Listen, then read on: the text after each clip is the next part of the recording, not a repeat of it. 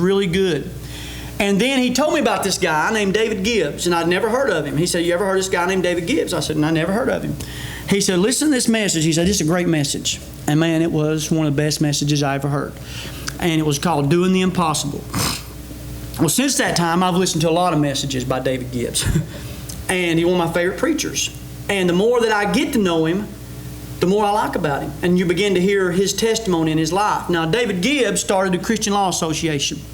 And David Gibbs said that at the age of 8, something happened to him that changed his life for the better. And I told this story the other morning in junior church. And it talks about abounding in the work of the Lord. And David Gibbs, he started the Christian Law Association. He does it for free. He thinks that the local church is the hope of America. Obviously, Jesus Christ is the hope. But as far as America goes, he says it's the local church. He says the Christian Law Association is not the hope of America. He said our job is to defend the hope of America, which is the local church. And he said that's what his ministry is.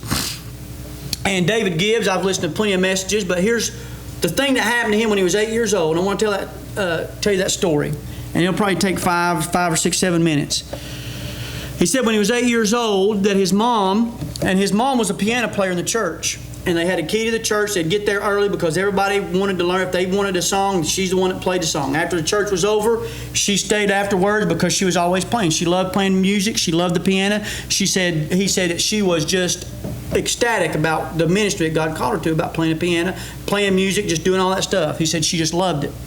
He said one morning in 1952, he said he come downstairs and his mom said, "Go get your dad. I'm not feeling very well." And so he goes and gets his dad. His dad comes down and she's laying down there and she's in a fetal position. And they call an ambulance. The ambulance comes there and they get her and they take her to the hospital. He says it's the last day she ever walked. She had contracted polio. And he said they put her in a ward in a hospital.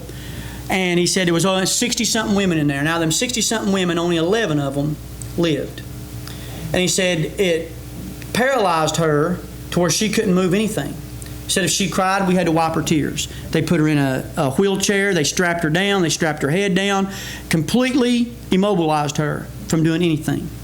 And he said as an 8-year-old boy, he said, I began to question God. He said, I didn't understand it. He said, there was people that I knew that didn't live for God. This didn't happen to them. He said, I was mad. He said after a year, he didn't see his mom for over a year. And finally, he got to go see her because it was so contagious. And he got to see her through a glass window. He said he looked through there and he could see her bed. And they could see her laying down there. And he said that the lady his mom had asked the lady to turn her head so she could look that way. He said, now I remember sitting there saying, God, couldn't you at least let her be able to turn her head?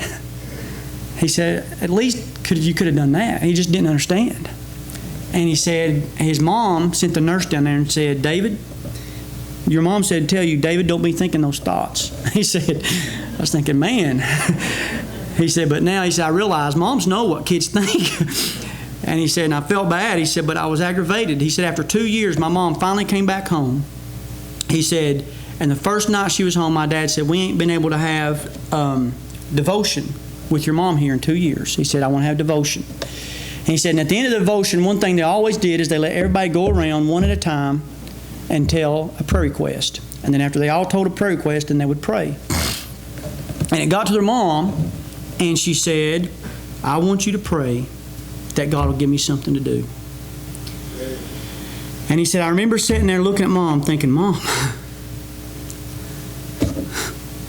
what can you do? Look at you. And he said, I felt bad. He said, I didn't say nothing. He said, and not long after that, the pastor came to our church. And he said, my mom told the pastor, I want you to pray that God will give me something to do. And he said, the only time in my life I've ever come close to punching somebody. He said, that pastor looked at my mom and said, I don't think you understand. I think that the Lord's done with you. And he said, I don't think he understood what he said, and I don't think that he meant to be mad. He said, I hope he didn't. He said, but I was ready to punch him as hard as I could. He said, I thought at least you could do is say, I'll pray for you. And he said, by the time I got up, my mom looked at me and said, David, you honor me, and you sit back down. And he said, so I sat back down. He said, not long after that, a few years after that, there was a young man that was starting a church.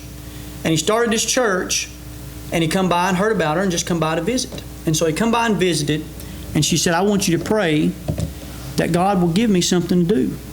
She said, I've always been able to do something for the Lord, and I just want to do something. If I'm going to be here, I want to do something for God. Now, this is David Gibbs, who started the Christian Law Association. And and this is his mom. He was telling this story. And he says, so this preacher looked at her and said, well, how would you like to come down to church this week and sit up in your wheelchair and teach a Sunday school class? And she said, really? He said, yeah. She said, well, yeah, I'd love to. He said, adults always look at me odd, said, but kids don't ever really do nothing. And so he said, all week, we sat there and we'd get her up and dress her, put her in a wheelchair, strap her in, strap her head, everything strapped down where she wouldn't fall out. And then she'd sit there in front of the mirror and she'd do a Sunday school lesson. And said that we sat there and help her every day. So finally we get down there that week and nobody was there. He said, except me and my sister.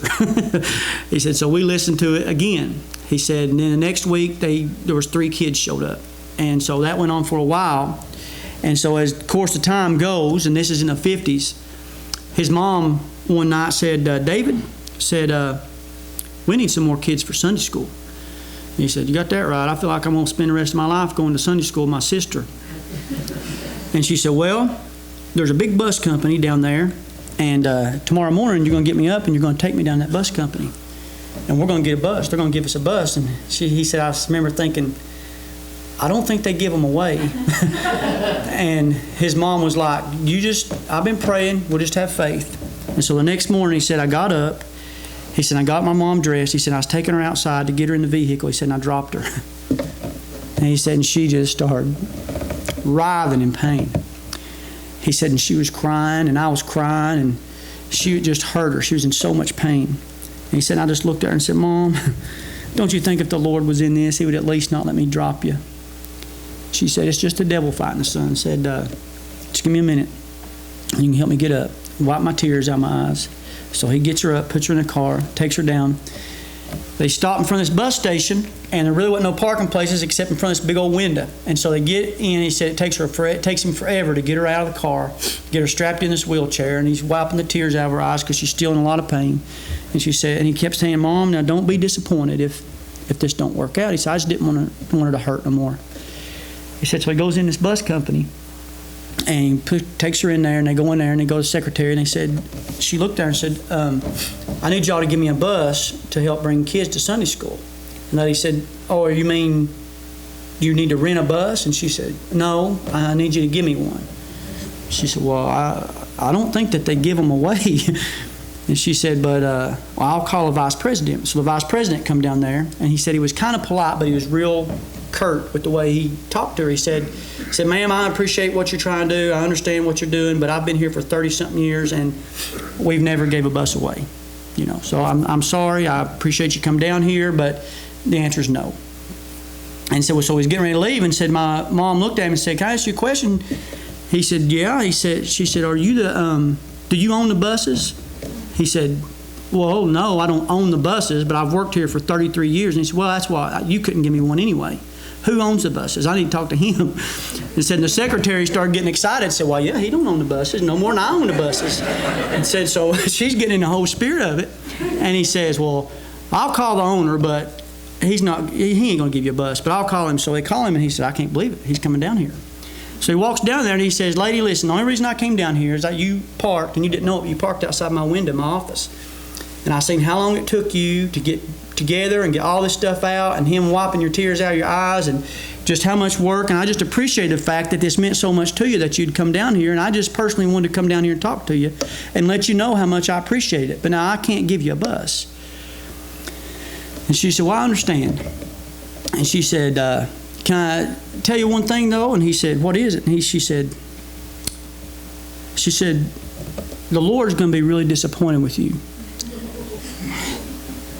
And he said, what? And she said, well, I prayed for this for a while, and you have the power to help me. And if you don't help me, God's going to be very disappointed with you. And he said, And he said, well, lady, let me ask you this. if I did give you a bus, and that other vice president said, you can't give her a bus. I think she's all explained to you that you're not the owner, right? Okay. And he says, if I did give you a bus, who's going to drive it? You? And he said, my mom. It just stumped her. And she looked at him and she goes, well, you're right. You're going to have to give me a bus and a driver. And he said, well, I'll tell you what, lady. I'm going to give you one bus and one driver for 1 week, and that's it. And before they went down there, he said that his mom looked at him and said, David, we've got to take a step of faith. We've just got to get out and we've got to do this. And after he said that, she looked at him and she said, sir, I hated to ask you off the bat, but I need to ask you something else. And he said, what is it? Well, there's actually 3 places in town that we need a bus. I really need 3 buses. He said, all right, 3 buses, 3 drivers, 1 week. And you better make sure that the Lord knows about this. And she said, okay. And so he says that, he said, and he was right. They did it for 1 week, 3 buses and 3 drivers. And he said the next week they gave him 4 buses and 4 drivers. And he said within 5 years, he was giving them 40 buses with 40 drivers, and there was never less than 5,000 people, 5,000 kids in Sunday school at that church in a Sunday, ever. And that's what one lady who couldn't move did for the Lord. Always abounding in the work of the Lord. And he said when that guy retired, he wrote a letter to his mom.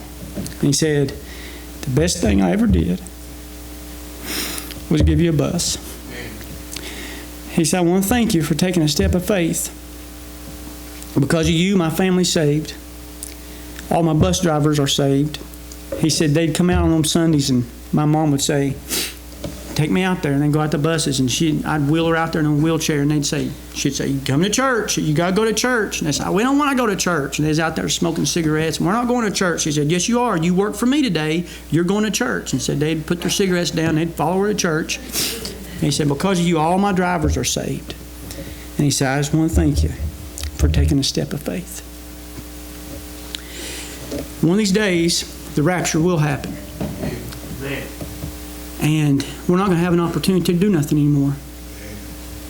And we're going to be at the judgment seat of Christ, and we're going to be standing beside people like that right there. And their prayer was, God, just give me something to do. Just give me something to do.